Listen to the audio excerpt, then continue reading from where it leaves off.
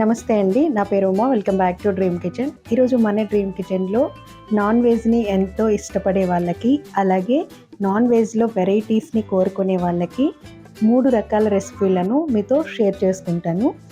ముఖ్యంగా చేపలు ఇష్టపడే వాళ్ళకి, అలాగే ప్రాన్స్ ఇష్టపడే వాళ్ళకి, చికెన్ ఇష్టపడే వాళ్ళకి ఈ రెసిపీస్ చాలా బాగా నచ్చుతాయండి. మీరు కూడా తప్పకుండా ఈ 3 రెసిపీలను ట్రై చేసి మీకు ఏ రెసిపీ బాగా నచ్చిందో కామెంట్ రూపంలో తెలియచేయడం మాత్రం మర్చిపోవద్దు. తప్పకుండా ఒక్కసారి ట్రై చేశారంటే మీరు మళ్ళీ ఇదే పద్ధతిలో ఈ రెసిపీలను ట్రై చేస్తారు. అలాగే మీ ఇంటికి ఎవరైనా నాన్ వెజ్ ప్రియులు వస్తే కనుక ఈ విధంగా మీరు ప్రిపేర్ చేసి ఇచ్చారంటే చాలా ఎంజాయ్ చేస్తూ తింటారు. అలాగే వెళ్ళేటప్పుడు ఈ రెసిపీస్ ప్రాసెస్ కూడా తెలుసుకొని అడిగి మరీ వెళ్తారు. అంత టేస్టీగా ఉంటాయండి. అలాగే చికెన్ గీ రోస్ట్, ప్రాన్స్ ఫ్రైని మీరు చపాతీ, రోటీ, వైట్ రైస్తో కూడా సర్వ్ చేసుకోవచ్చు. అలాగే మనం ఎప్పుడైనా రసం, సాంబారు, పెసరపప్పు చారు ఇలా ప్రిపేర్ చేసుకున్నప్పుడు కూడా ఈ రెసిపీలను సైడ్ డిష్గా సర్వ్ చేయవచ్చు. ఇప్పుడు నేను చూపించే ఈ రెసిపీస్ వీడియోస్ అన్నీ మన ఛానల్లో ఉన్నాయండి.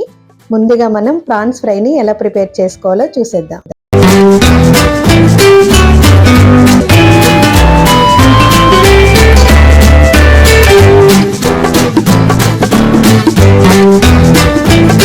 ముందుగా ఒక బౌల్ తీసుకుని శుభ్రం చేసి పెట్టుకున్న రొయ్యలు వేసుకోవాలి. ఇక్కడ నేను మీడియం సైజు రొయ్యలు తీసుకున్నానండి.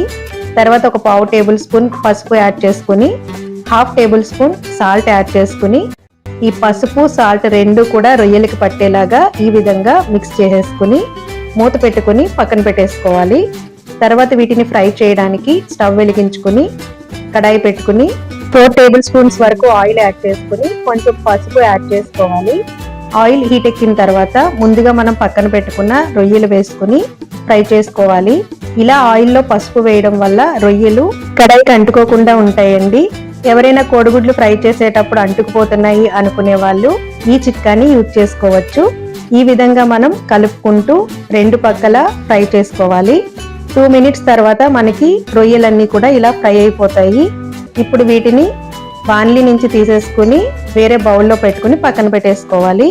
తర్వాత అదే బాణలిలో కట్ చేసి పెట్టుకున్న ఒక పెద్ద ఉల్లిపాయ ముక్కల్ని వేసేసుకుని ఒకసారి కలుపుకొని ఈ ఉల్లిపాయలు త్వరగా మగ్గడానికి ఒక 1/2 టేబుల్ స్పూన్ సాల్ట్ యాడ్ చేసుకుని ఒకసారి మిక్స్ చేసుకుని మూత పెట్టేసుకుని మగ్గించుకోవాలి. మనకి ఒక 2 మినిట్స్ తర్వాత ఉల్లిపాయలు ఇలా మగ్గిపోతాయి.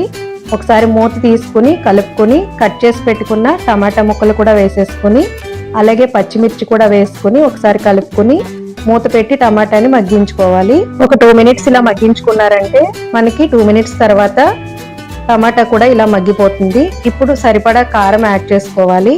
కారం అనేది ఇక్కడ నేను 2 టేబుల్ స్పూన్స్ వరకు యాడ్ చేస్తున్నాను. ఇక్కడ కొంచెం మీరు స్పైసీ ఎక్కువ తినేవాళ్ళు ఇంకొంచెం కారం యాడ్ చేసుకోవచ్చు. అలాగే సరిపడా సాల్ట్ కూడా యాడ్ చేసేసుకుని 1 tablespoon garam masala paste కూడా యాడ్ చేసుకోవాలి.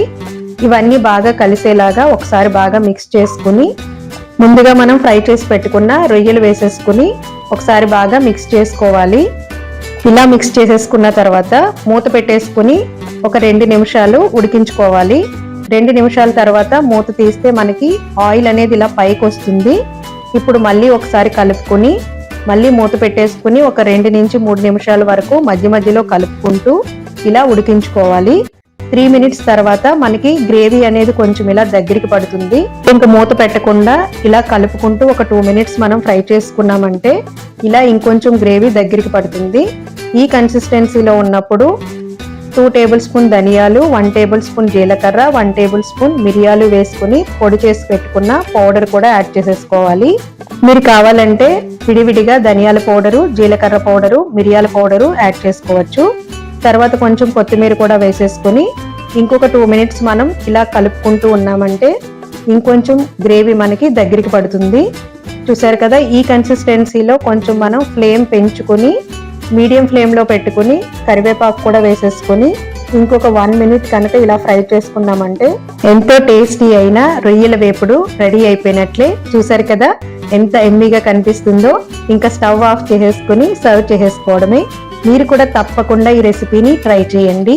మన ఛానల్లో రొయ్యల గ్రేవీ రెసిపీ అలాగే రొయ్యల బిర్యానీని ఎలక్ట్రిక్ రైస్ కుక్కర్లో ఎలా ప్రిపేర్ చేసుకోవాలో ఆ రెసిపీస్ కూడా ఉన్నాయండి. ఆ రెసిపీ వీడియోస్ కూడా ఈ వీడియో కింద డిస్క్రిప్షన్ లో ఇస్తాను. ఎవరికైనా ఇంట్రెస్ట్ ఉంటే ఒకసారి చూడండి. నెక్స్ట్ చికెన్ ఘీ రోస్ట్ ని ఎలా ప్రిపేర్ చేసుకోవాలో చూసేద్దాం. ముందుగా ఒక బౌల్ తీసుకుని 7 నుంచి 8 ఎండుమిర్చి యాడ్ చేసుకుని నీళ్లు వేసి ఒక పావు గంట సేపు నానబెట్టుకుని పక్కన పెట్టేసుకోవాలి. తర్వాత ఒక బౌల్ తీసుకుని శుభ్రం చేసిన చికెన్ ని యాడ్ చేసుకోవాలి.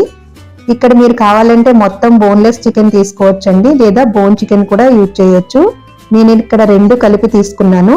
తర్వాత ఒక టేబుల్ స్పూన్ పసుపు, 2 టేబుల్ స్పూన్స్ కారం, 1 tablespoon salt, 1 tablespoon అల్లం వెల్లుల్లి పేస్ట్, పావు కప్పు పెరుగు, 2 టేబుల్ స్పూన్ నిమ్మరసం యాడ్ చేసుకుని మొత్తం బాగా మిక్స్ చేసుకోవాలి. ఈ విధంగా ముక్కలకి మొత్తం మసాలా పెరుగు అన్ని పట్టేలాగా కలిపేసుకుని మూత పెట్టేసుకుని ఒక గంట సేపు పక్కన పెట్టేసుకోవాలి. ఈ రెసిపీకి అసలైన టేస్ట్ ఇచ్చే ఈ మసాలా పేస్ట్ ప్రిపేర్ చేసుకోవడం కోసం స్టవ్ వెలిగించుకుని పాన్ పెట్టుకుని 3 యాలకులు, 2 దాల్చిన చెక్క, 6-7 లవంగాలు యాడ్ చేసుకోవాలి. 1 టేబుల్ స్పూన్ మిరియాలు, 1 టేబుల్ స్పూన్ జీలకర్ర, 1 టేబుల్ స్పూన్ సోంపు, 2 టేబుల్ స్పూన్ ధనియాలు వేసుకుని కొంచెం ఫ్రై చేసుకోవాలి. ఇవి కొంచెం ఫ్రై అయిన తర్వాత స్టోన్ ఫ్లవర్ ని కూడా యాడ్ చేసుకుని కలర్ చేంజ్ అయ్యి వాసన వచ్చే వరకు కూడా ఇవన్నీ బాగా ఫ్రై చేసుకోవాలి. తర్వాత ఇవన్నీ మిక్సీ జార్ లో యాడ్ చేసుకుని 7-8 వెల్లుల్లి రెబ్బలు కూడా వేసుకోవాలి.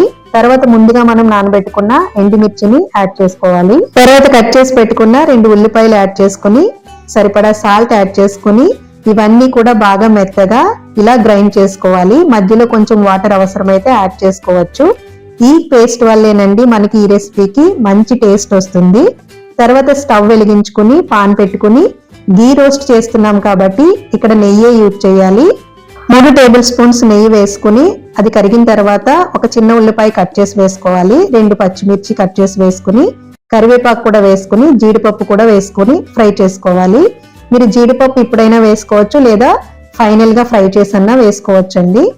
మూత పెట్టేసుకుని ఉల్లిపాయలను మగ్గించుకుని ముందుగా మనం మ్యారినేట్ చేసుకున్న చికెన్ ని యాడ్ చేసేసుకోవాలి. చికెన్ లో ఉన్న వాటర్ అంతా డ్రై అయ్యేంత వరకు మనం ఇలా ఫ్రై చేసుకోవాలి. మూత పెట్టేసుకుని మీరు మధ్య మధ్యలో కలుపుకుంటూ ఫైనల్ గా ఇలా డ్రై అయ్యే వరకు మనం ఫ్రై చేసుకుంటూ ఉండాలి. చూసారు కదా, మొత్తం వాటర్ అంతా ఎగిరిపోయింది. ఇప్పుడు మనం ముందుగా ప్రిపేర్ చేసి పెట్టుకున్న పేస్ట్ ని యాడ్ చేసేసుకుని బాగా మిక్స్ చేసుకోవాలి. ఒక 2-3 మినిట్స్ మీరు ఇలా ఫ్రై చేసుకుంటే ఇలా రోస్ట్ అయిపోతుందండి. ఇప్పుడు మళ్ళీ ఒక 2 టేబుల్ స్పూన్ నెయ్యి యాడ్ చేసుకుని 1 మినిట్ ఇంకొంచెం రోస్ట్ చేసుకోవాలి.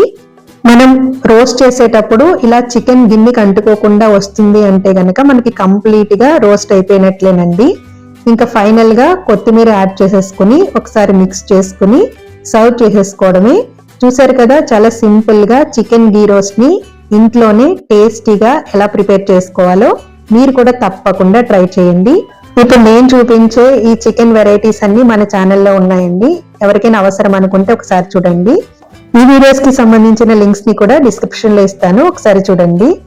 నెక్స్ట్ ఫిష్ గ్రేవీని మరీ గ్రేవీ ఎక్కువ ఉండకుండా అలాగే మరీ ఎక్కువ ఫ్రై చేయకుండా మీడియం గ్రేవీ ఉండేలాగా ఎలా టేస్టీగా ప్రిపేర్ చేసుకోవాలో ప్రాసెస్ లోకి వెళ్ళిపోదాం. ముందుగా ఒక బౌల్ తీసుకుని శుభ్రం చేసి పెట్టుకున్న చేప ముక్కల్ని వేసేసుకోవాలి. ఈ చేప ముక్కల్ని ఈజీగా ఎలా శుభ్రం చేసుకోవాలో ఆ వీడియో లింక్ ని కూడా ఈ వీడియో కింద డిస్క్రిప్షన్ లో ఇస్తాను, ఒకసారి చూడండి. 1 టేబుల్ స్పూన్ అల్లం వెల్లుల్లి paste, 1 tablespoon salt, 1 tablespoon కారం, 1/2 టేబుల్ స్పూన్ పసుపు, 1 tablespoon garam masala paste. ఈ గరం మసాలా పేస్ట్ ని అప్పటికప్పుడు ధనియాలు జీలకర్ర వేసి గ్రైండ్ చేసి పెట్టుకున్నానండి. మీరు కూడా అలాగే అప్పటికప్పుడు ఫ్రెష్ గా గ్రైండ్ చేసి వేసుకోండి. మొత్తం ఈ మసాలా పేస్ట్ అంతా కూడా ముక్కలకి పట్టేలాగా కలిపేసుకుని మూత పెట్టుకుని పక్కన పెట్టేసుకోవాలి. తర్వాత ఈ రెసిపీకి సంబంధించి గ్రేవీ పేస్ట్ ని ప్రిపేర్ చేసుకోవాలి. ఈ పేస్ట్ ప్రిపేర్ చేసుకోవడం కోసం ముందుగా స్టవ్ వెలిగించుకుని పాన్ పెట్టుకుని 1 టేబుల్ స్పూన్ వేరుశనగ గుళ్ళు, 4-5 లవంగాలు, 1 టేబుల్ స్పూన్ మిరియాలు, దాల్చిన చెక్క, బిర్యానీ ఆకు వేసుకుని కొంచెం ఫ్రై చేసుకుని మిక్సీ జార్ లో యాడ్ చేసుకోవాలి. తర్వాత కట్ చేసి పెట్టుకున్న 2 ఉల్లిపాయలు, 2 పచ్చిమిర్చి, 2 టమాటాలు, కొంచెం కొత్తిమీర వేసుకుని 1 టేబుల్ స్పూన్ కారం, 1 టేబుల్ స్పూన్ పసుపు, 1/2 టేబుల్ స్పూన్ సాల్ట్ యాడ్ చేసుకుని ఇలా మెత్తగా గ్రైండ్ చేసి పక్కన పెట్టేసుకోవాలి. తర్వాత స్టవ్ వెలిగించుకుని పాన్ పెట్టుకుని డీప్ ఫ్రై కి ఆయిల్ వేసుకోవాలి. ఆయిల్ హీట్ ఎక్కిన తర్వాత కొంచెం మీడియం ఫ్లేమ్ లో పెట్టుకుని ముందుగా మనం ప్రిపేర్ చేసి పెట్టుకున్న చేప ముక్కల్ని ఇలా ఫ్రై చేసుకోవాలి. ఇలా రెండు పక్కల మనం తిప్పుకుంటూ ఫ్రై చేసుకోవాలి. వీటిని చాలా స్లోగా మనం టర్న్ చేసుకోవాలండి, లేకపోతే విడిపోతాయి. చూసారు కదా, ఈ విధంగా మనం ఫ్రై చేసుకుని పక్కన పెట్టేసుకుని స్టవ్ వెలిగించుకుని పాన్ పెట్టుకుని ఒక పావు కప్పు వరకు ఆయిల్ యాడ్ చేసుకోవాలి. తర్వాత ఒక టేబుల్ స్పూన్ కారం, ఒక టేబుల్ స్పూన్ సాల్ట్ వేసుకుని ఇలా కొంచెం ఫ్రై చేసుకున్న తర్వాత ముందుగా మనం ప్రిపేర్ చేసి పెట్టుకున్న పేస్ట్ ని యాడ్ చేసేసుకోవాలి. ఈ పేస్ట్ అంతా కొంచెం పచ్చివాసన పోయే వరకు ఒక 1 మినిట్ నుంచి 2 మినిట్స్ వరకు ఇలా కొంచెం ఫ్రై చేసుకోండి. ఇలా మనం ప్రిపేర్ చేసుకోవడం వల్ల గ్రేవీ చాలా టేస్టీగా వస్తుందండి. తర్వాత కట్ చేసి పెట్టుకున్న 2 పచ్చిమిర్చి కూడా యాడ్ చేసుకుని ఒకసారి కలుపుకుని మూత పెట్టేసుకుని ఒక 2 మినిట్స్ మీరు ఇలా మగ్గించుకున్నారంటే కొంచెం గ్రేవీ దగ్గరికి పడుతుంది. చూసారు కదా, ఇలా వచ్చిన తర్వాత మనం ముందుగా ఫ్రై చేసి పెట్టుకున్న చేప ముక్కల్ని యాడ్ చేసేసుకోవాలి.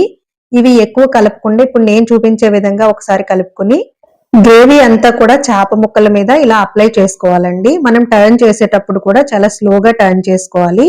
ఈ విధంగా మీరు మూత పెట్టేసుకుని మధ్య మధ్యలో కలుపుకుంటూ ఒక 3 మినిట్స్ వరకు మగ్గించుకోవాలి. మధ్యలో ఒకసారి మూత తీసుకుని ఇలా కొత్తిమీర కూడా యాడ్ చేసేసుకుని ఇంకొక 1 మినిట్ నుంచి 2 మినిట్స్ వరకు మధ్యలో కలుపుకుంటూ మీరు మూత పెట్టుకుని మగ్గించుకున్నారంటే ఫైనల్ గా మనకి కన్సిస్టెన్సీ అనేది ఇలా వచ్చేస్తుందండి. చూసారు కదా, ఇలా దగ్గరికి పడిపోయిన తర్వాత సర్వ్ చేసేసుకోవడమే. చూసారు కదండి, ఒక డిఫరెంట్ స్టైల్లో చేపల ఇగురుని ఎలా ప్రిపేర్ చేసుకోవాలో మీరు కూడా తప్పకుండా ఈ రెసిపీని ట్రై చేయండి.